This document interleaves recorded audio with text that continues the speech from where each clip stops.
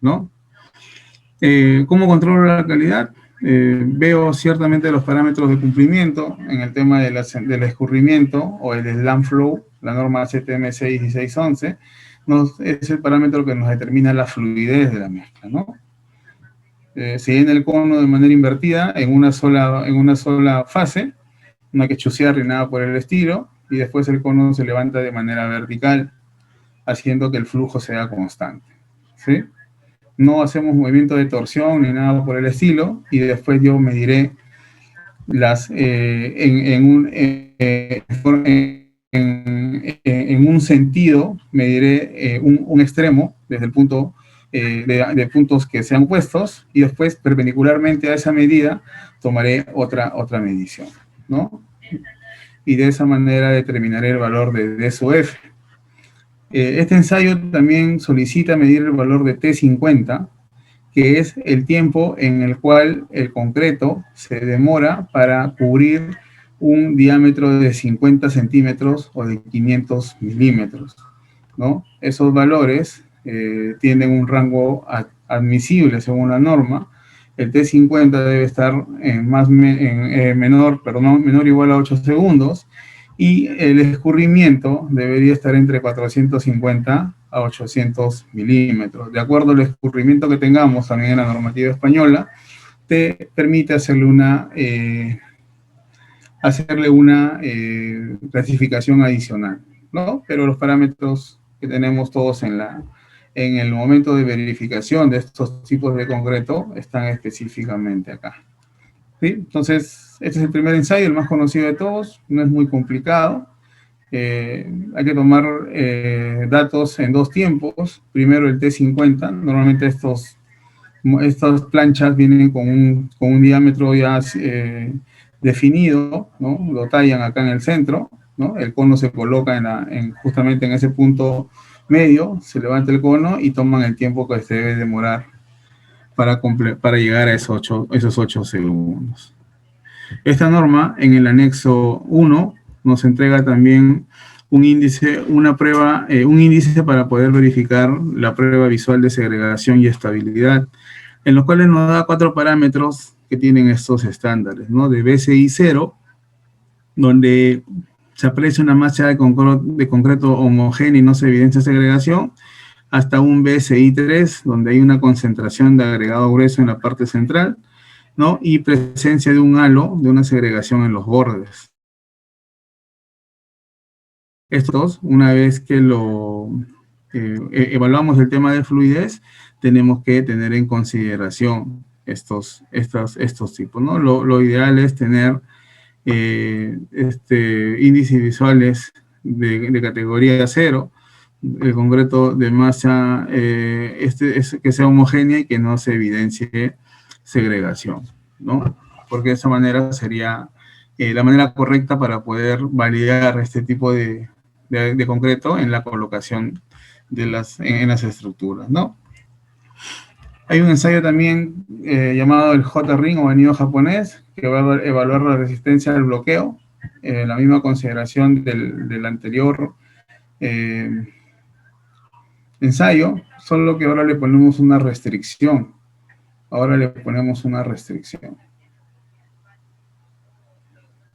Se utiliza el molde invertido para tener la comodidad. Yo podría, en este caso, poder tener en cuenta que el anillo japonés va a ocupar un volumen, un espacio para el ensayo, ¿no? Y si lo pongo, o las aletas de sujeción están mal diseñadas en el cono, que me ha pasado a ver en algunas obras con conos hechizos, pueden generar que este ensayo no se pueda desarrollar de manera correcta, ¿no?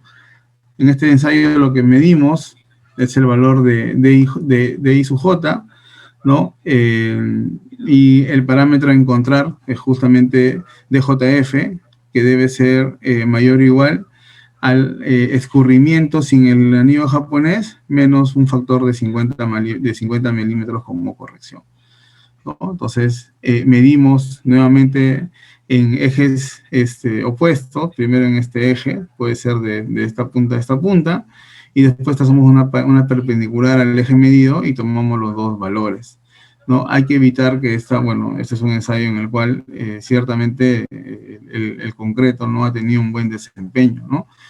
Entonces tenemos que tener en cuenta estos parámetros, ¿no? Acá estamos evaluando la resistencia al bloqueo.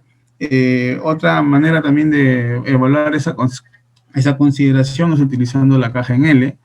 Esta caja en L, que va a estar diseñada con 3 barras de acero de 12, si es que el diámetro máximo del agregado es menor o igual que 16, y con 2 barras de un acero de 16, si es que el diámetro máximo es mayor a 16 milímetros, el tamaño máximo nominal, ¿no? Estas son una caja en L de 600 por 600 milímetros, y la consideración del ensayo es el siguiente, ¿no? Se llena la caja, no hay tiempo determinado, la escotilla debe estar cerrada, obviamente, se llena la primera parte, la parte vertical de la caja. Una vez que está lleno se enrasa y se libera la escotilla, y el concreto va a pasar de esta cámara vertical a la cámara horizontal, ¿no? Se toma la altura final, denominada como H2, con la altura inicial que está en el eje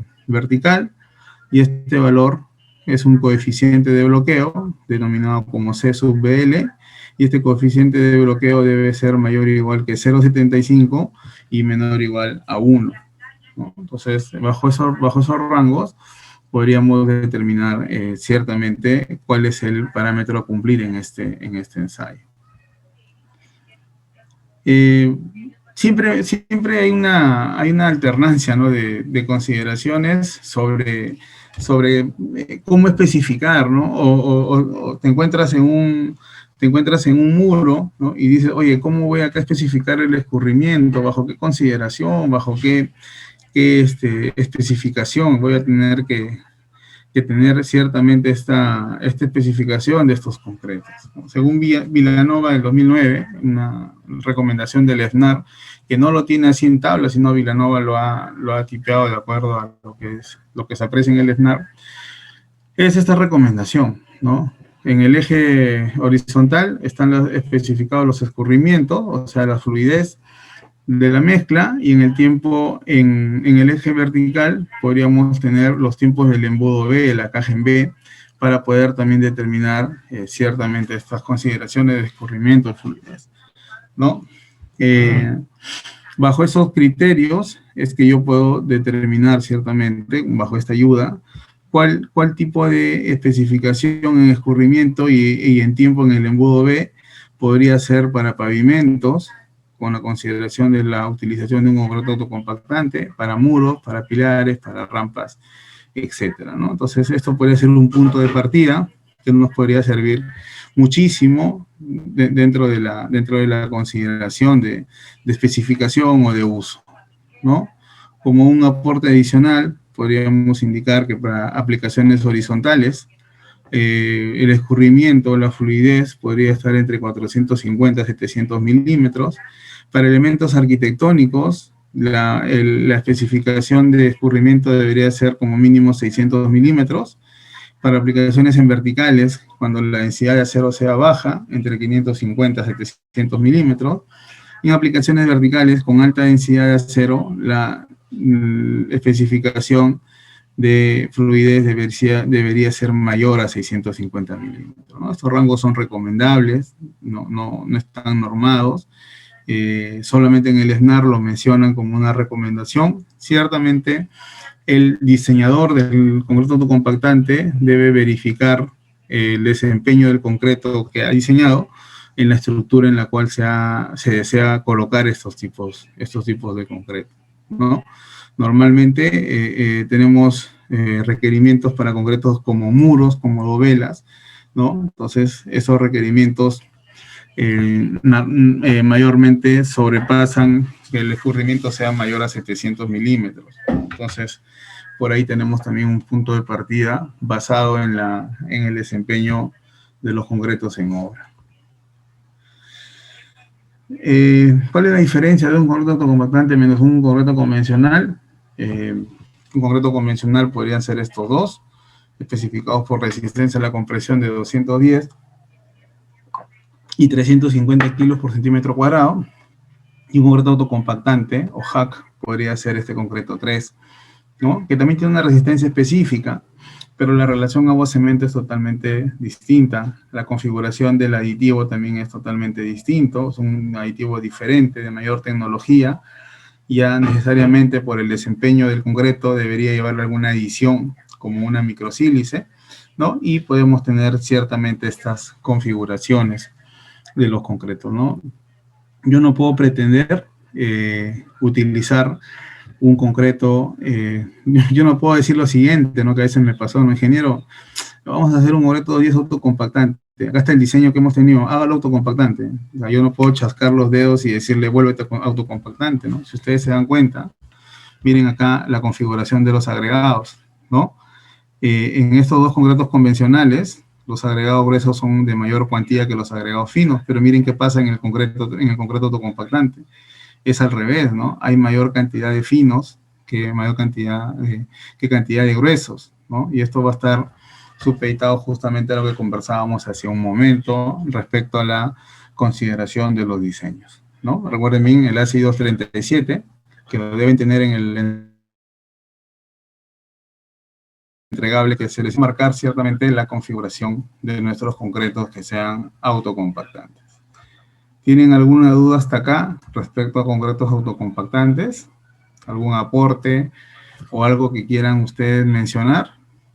Gustosamente pueden prender el micro o pueden dejar la pregunta por los mensajes de chat. ¿Ok? Entonces vamos a ver otro concreto especial. Antes de terminar esto, justo lo coloqué para el webinar.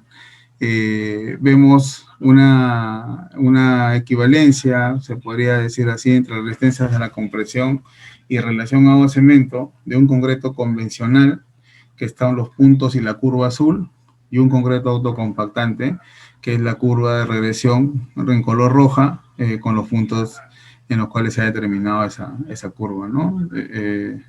Específicamente en diferentes relaciones agua-cemento, los concretos autocompactantes, por la configuración que ya hemos visto, tienden a tener ciertamente un mejor comportamiento, ¿no? En este caso, evaluados en la resistencia a la compresión, sin mencionar aparte que el tema de la fluidez en el concreto autocompactante va a tener un sentido un poco más abocado a la configuración. Si evaluamos esto en temas de procesos constructivos, el beneficio de usar un concreto autocompactante versus un concreto convencional, el beneficio está por el orden del 10% o el 8%, ¿no? Porque no solamente lo evalúas, tú me dices, ingeniero, en el autocompactante usamos 500 kilos de cemento y en el convencional usamos 350. Hay 150 kilos de diferencia, sí, pero si tú evalúas en el contexto general del concreto autocompactante versus el concreto convencional, lo evalúas no solamente en diseño, en contenido de cemento por metro cúbico, sino también lo evalúas en las cuadrillas de vaciado que vas a poder eliminar, en los errores o en las correcciones de patologías por proceso constructivo que te vas a poder ahorrar. El beneficio ya es un poco más redundante y abocado al fin de ahorrar algunos costos en obra, ¿no? En otros países, el concreto autocompactante ya pasó de moda, o sea, ya es un lenguaje cotidiano, ¿no? Es algo de, eso es como decir, hoy me voy a comer un pan, ¿no? Es eso, ¿no? Es algo que se utiliza de manera cotidiana, ¿no? No es que te digan, concreto autocompactante, wow, digan, no, o sea, ya, o sea, se ve de manera más de mayor frecuencia, ¿no? En nuestro país todavía nos resistimos un poco. Tengo experiencia que acá en Trujillo ya existen algunos profesionales que han apostado mucho por estas tecnologías, no nuevas, sino tecnologías que nos permiten generar algunos beneficios a la obra, ¿no? Entonces, hay que tener en consideración que esto también es una oportunidad para poder mejorar nuestros costos. Otro concreto que vamos a ver y que es muy utilizado es el concreto reforzado con fibras. Ojo, no el concreto que se pone las fibras para evitar la contracción plástica, las fisuras por contracción plástica, ¿no? Vamos a ver específicamente un tema especial de estos tipos de concreto, ¿no? Estos concretos reforzados con fibras o fibroreforzados, como también se lo conocen, nos permiten utilizar unas fibras que van a poder mejorar un comportamiento específico del concreto, ¿no? No mejoran nada en compresión, pero en temas de flexión, el aporte de estas fibras es bastante grande, ¿no? Y ahí también podemos ver el tema de tenacidad, ¿no? Este concreto es mucho más preparado para esta acción. Recuerden que el concreto tiene mucha poder o tiene mucha preponderancia para hacer frente a solicitaciones en cargas axiales, ¿no? O sea, en compresión el concreto es buenísimo, pero en flexión o en tracción el concreto comienza a perder ciertamente su grado de desempeño, ¿no? Se dice que en temas de flexión o tracción, el concreto logra tener una resistencia aproximadamente al 10% de la resistencia a la compresión, ¿sí? Entonces, veamos, tenemos ciertamente una limitante ahí, ¿no? El concreto no tiene un comportamiento, pues, elástico, ¿no? Llega a un comportamiento elástico hasta cierto punto, donde quiebra, y de ahí comienza ya a tener un comportamiento ya abocado justamente por la falla, ¿no? Entonces, con esta fibra lo que pretendemos es mejorar ciertamente ese comportamiento. Las fibras que tenemos en el mercado están producidas bajo diferentes normativas, hay diferentes tipos de fibra, hay fibras de acero, fibras de vidrio, fibras sintéticas, y también fibras naturales, ¿no? Las fibras que más usamos en el mercado de construcción son las fibras de acero y las fibras sintéticas. Para estas fibras hay normativas específicas. Por ejemplo, la ASTM C116 nos da los parámetros o las especificaciones estándar a cumplir para el uso de fibras en el concreto reforzado con fibras, obviamente, ¿no? Y nos menciona los tipos de fibras que podemos utilizar, dentro de las cuales las más conocidas son la tipo 1, fibra de acero, y la tipo 2, fibras sintéticas. La norma europea también nos tiene la misma consideración. En la norma EN 14889 nos habla de las fibras, en la parte 1 de las fibras de acero y en la parte 2 de las fibras poliméricas, ¿no? Ambas fibras en este caso, al igual que lo que vimos en esta parte, son fibras macro, ¿sí? Son fibras macro determinada ciertamente a tener algunas consideraciones. En la parte 2 de la EN 14889 nos da la clasificación 1A y 1B para microfibras, en este caso monofilamentos y fibras de consideración fibriladas, y la clase 2 para macrofibras cuando el diámetro es mayor a 0.30 milímetros, ¿sí? Esto en lo que respecta a fibras de macrosintéticas o fibras sintéticas. ¿Cuáles son los tipos de fibra que tenemos y cuáles son los usos específicos? Normalmente tenemos en el mercado, como ya le he mencionado, dos tipos de fibra por su longitud. Son fibras micro y fibras macro. Las fibras microsintéticas o las microfibras sintéticas son utilizadas muchísimas veces para controlar la fisuración por retracción a edades tempranas, ¿no? Entonces, ya es conocido estas fibras. Algunos lo conocen ya. Cuando me vienen y me dicen, ingeniero, ¿qué fibra me recomienda para un muro o para un techo que vayas a encofrar de sábado para lunes? Para controlar el tema de fisuración en edades tempranas, yo te recomiendo una microfibra sintética en una dosificación estándar de 600 gramos por cada metro cúbico, ¿no? Estas consideraciones se utilizan para estos concretos en específico, ¿no? Para concretos que ya sean de mayor desempeño, tenemos en consideración utilizar estas microfibras sintéticas en una protección pasiva contra el fuego, donde la dosificación cambia a 2 kilogramos por metro cúbico.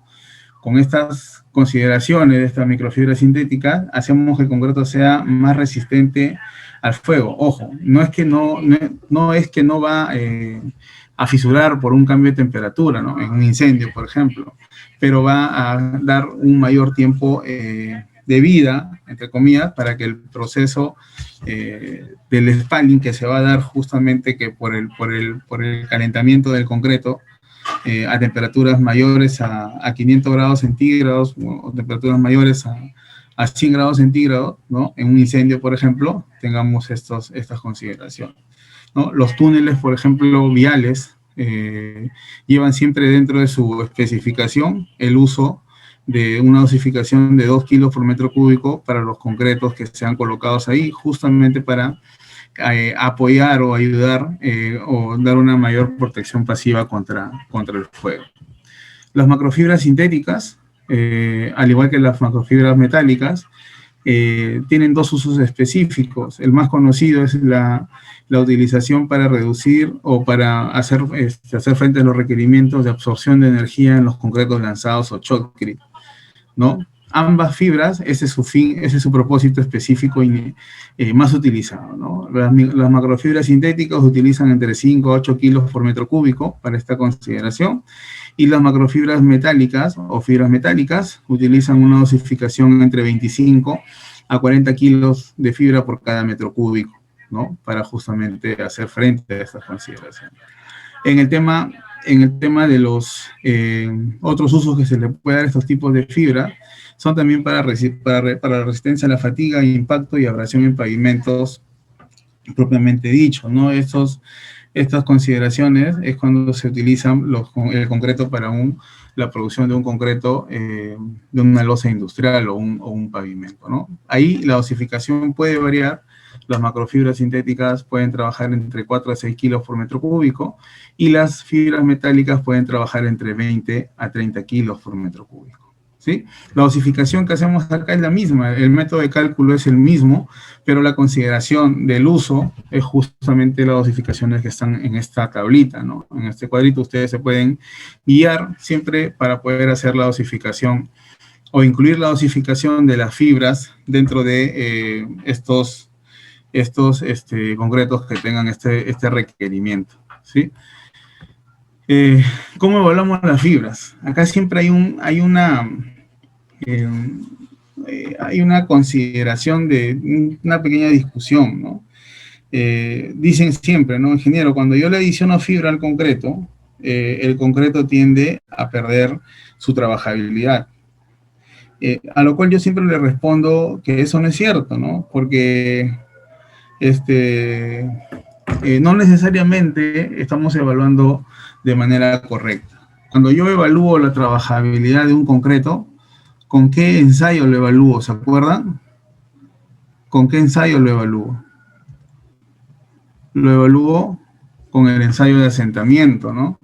Ese es el ensayo en el cual un concreto convencional es evaluado, ¿no? Es evaluado bajo un criterio de asentamiento. Entonces, lo que hacemos es medir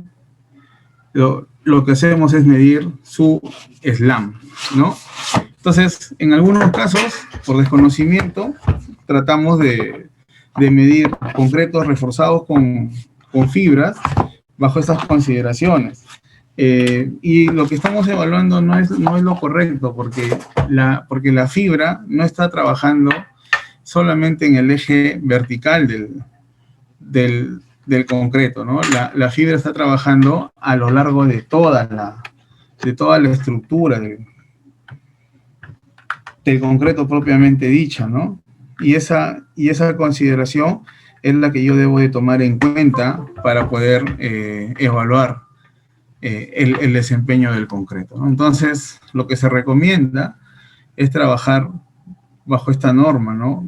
Evaluar mediante la mesa de sacudidas, que está referido en la norma UN 2350, apartado 5. Cuando yo mido en el asentamiento, tengo el cono así, ¿no?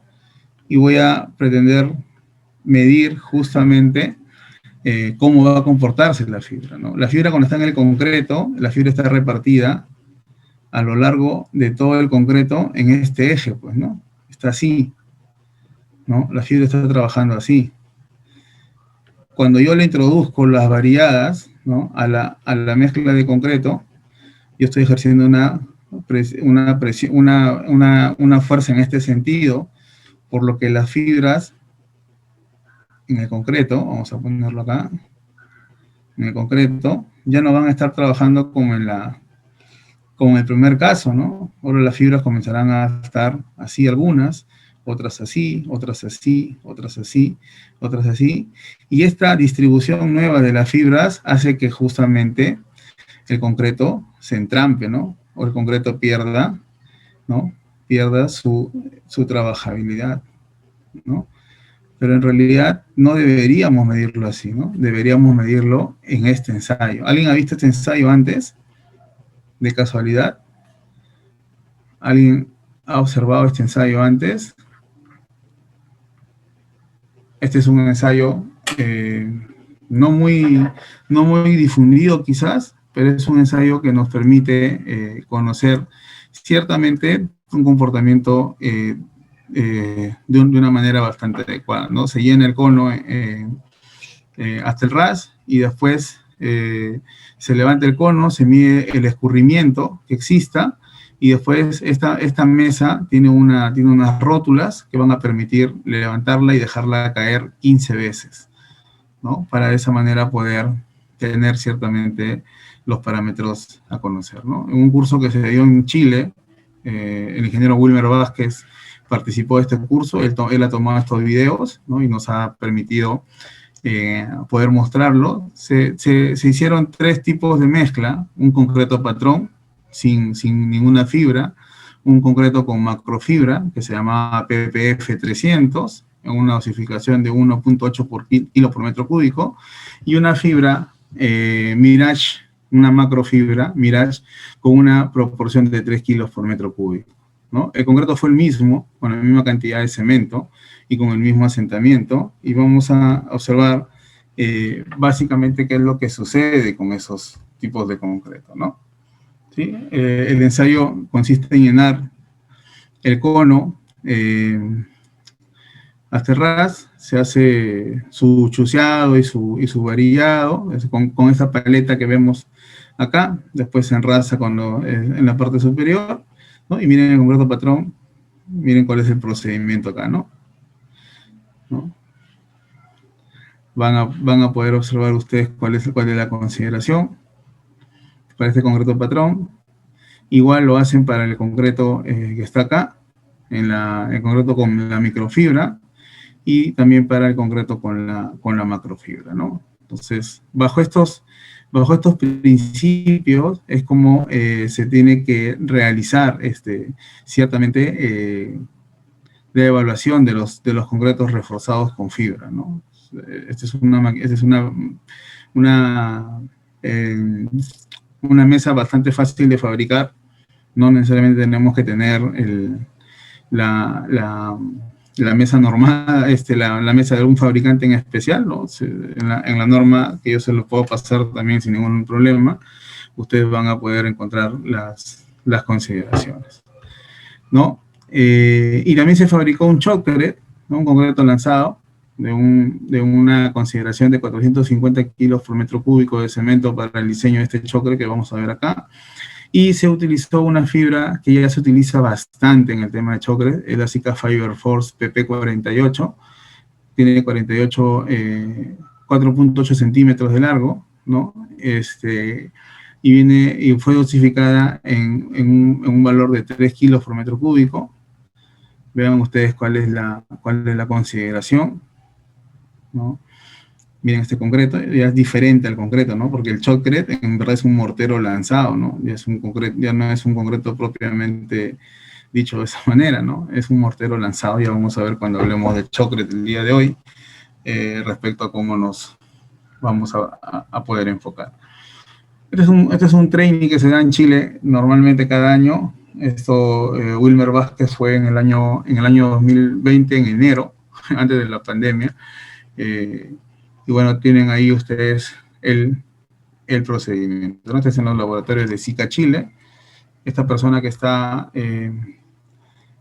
por acá, ahorita va a aparecer, es el ingeniero Alberto Rey. Él es el especialista en temas de fibra a nivel de toda Latinoamérica para Sika, ¿no? Y dirige justamente estos tipos de ensayos, ¿no? Igual el procedimiento va a ser el mismo.